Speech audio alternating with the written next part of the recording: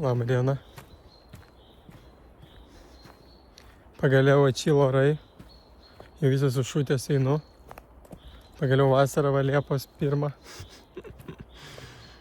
Vieno mėnesio nebuvo, bet buvo toks, koks turėjo būti turbūt. Tai pagalvojau, kad visai būtų gražu pakalbėti apie iliuzijas. Sudėtinga, ne? Oh my god, iliuzijos. Iliuzionistai čia atsirado Lietuvos. Tai galvoju pradėti šis nuo sapnų. Nors nieko aš apie tos sapnus nežinau, bet man atrodo, kad sapnai yra kaip demo versijos tikro gyvenimo.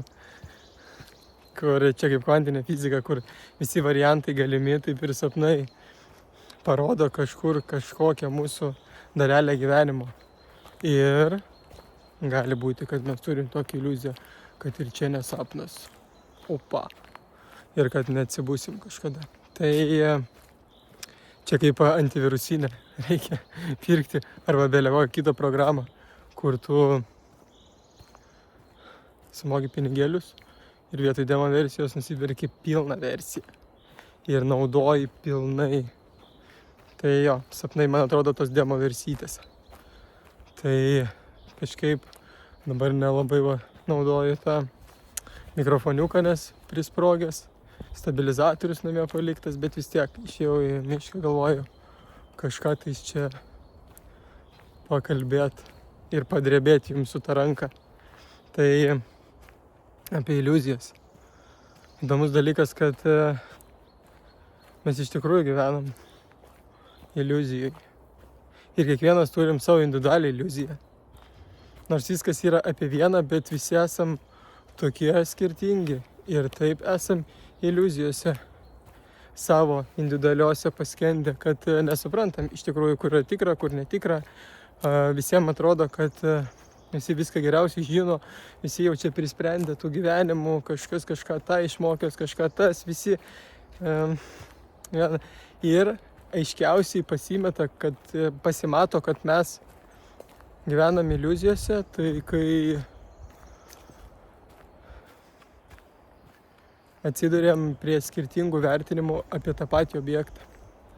Kaip pavyzdys būtų, tarkim, dainininkė, kuri pasitiki savim, stambesnė, kuri rengiasi kaip nors seksualiau, provokatyviai, kitaip galima pasakyti, ir jinai ant scenos užlipa. Ir visi žmonės turės skirtingas nuomonės. Vieni sakys, vau, kaip jinai čia gali, kokia vulgari, ten, vau, kodėl jinai čia vartosi ant tos scenos. Kiti sakys, kokia jinai šaunuolė, kaip jinai pasitikė savim, kaip aš norėčiau irgi toks pasitikintis būti. Kitas sakys, koks nuostabus balsas arba labai blogas balsas. Ir matot, 3 perspektyvos, 3 iliuzijos. O viskas vis tiek yra apie tą patį, tiesiog apie gyvenimą. Ir įdomiausias dalykas, kad tai tiesiog atspindi mūsų perspektyvą ir mūsų tą susikurtą iliuziją apie gyvenimą, apie mūsų kažkokios traumas, lūkesčius, nepatikusius. Ir ta iliuzija labai atsispindi mūsų vertinimuose. Kaip mes matome tą patį dalyką visi skirtingai. Ir čia yra labai toksai, galbūt fainas, galbūt ne visada fainas dalykas ir suvokimas, kad ta iliuzija, kurią mes vertinam, aplinką, yra visiškai tik tai apie mus. Nes iš mūsų išeina, ne iš kito žmogaus išeina, o iš mūsų išeina ta iliuzija. Ir kai mes šitą suvokiam, mes galim matyti patys, kokie esam, jeigu mes teisiam, kokie mes esam, jeigu mes pagiriam, kokie mes esam. Iš tikrųjų, ir mes patys kūrėm savo tą vadinamą realybę. Kiti žmonės yra tik tai veidrodžiai, kokie mes esam. Ir čia yra pagrindinė iliuzijos esmė, kad mes teisdami ar pagirdami mes lygiai taip pat save liečiam. Lygiai taip pat. Nes kitas yra tiesiog atspindys tavo. Kaip ir prieš tai minėjau. Vienas gali pagirti, kitas gali teisti tą patį žmogų. O tas žmogus tiesiog egzistuoja. Ir jis tiesiog yra. Ir jis visiškai nėra susijęs su tavim, o tiesiog tave atspindi. Tai tas suvokimas, kaip kad ir tie sapnai, kurių yra labai daug ir mes skirtingai mastom apie tos sapnus, suprantam juos. Ar apie gyvenimą, kuris irgi yra savotiška iliuzija. Ir sužinosim tik tai pabaigoj, apie ką jisai buvo.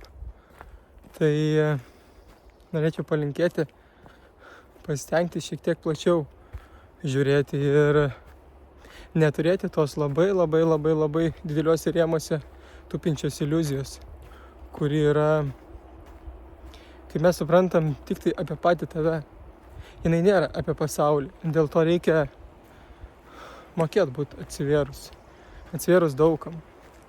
Ne tik tam, kur būt patogu ir kur esame. Ir niekaip negalime pajudėti, nes tiesiog vertinam, teisiam, žaidžiam. O tiesiog pažiūrėti, kad tai, kaip aš dabar galvoju apie kitą žmogų, toksai aš ir esu. Tai čia yra pagrindinis šitos visos iliuzijos išėjimo raktas. Tai nuostabiausiam dienos, pagaliau vasara. Ir see you later.